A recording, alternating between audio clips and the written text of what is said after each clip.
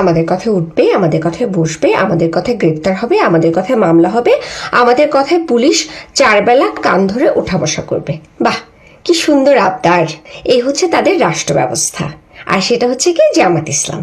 জামাত ইসলামের মতো একটা শিরককারী, একটা ধর্ম ব্যবসায়ী দল, যারা হচ্ছে টেররিস্ট, তাদেরকে আমরা সাধারণ মানুষ বুঝি নাই। আহারে, তারা ধর্ম নিয়ে শান্তির চিন্তা করছে, কতই না ভালো কিছু, এটা আসলে বুঝি নাই। হাসিনা যেমন, ঠিক একইভাবে হাসিনা যেমন স্বৈরাচার, একইভাবে জামাত ইসলাম স্বৈরাচার। হাসিনা তাকে খুব ভালো করে চিনেছিল, এই কারণে হাসিনা তাদেরকে নিষিদ্ধ করে রেখেছিল। আর আমি ভেবেছিলাম, আরে এটা তো ঠিক না, একটা দলকে কেন নিষিদ্ধ করে রাখবে, তাদেরও তো রাজনীতি করার অধিকার আছে, তারা কেন রাজনীতি করবে না? এটা তো আমি এতদিন বুঝি নাই। আজকে আমি একদম পয়েন্ট টু পয়েন্ট বুঝতে পারতেছি যে হাসিনা কেন এদেরকে এতদিন নিষিদ্ধ করে রেখেছিল। এটা ওরা ডিজার্ভ করে, আমরা এটা বুঝি নাই।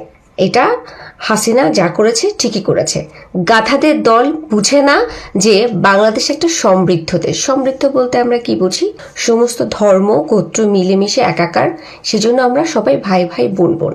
এই ভাই ভাই বোন বোনের মধ্যে যে ধর্মকে নিয়ে বিভ্রান্তি সৃষ্টি করতে চায়, বিভক্ত করতে চায়, এরা আর কিছু না হোক এদেরকে মোনাফেক বলা যেতে পারে।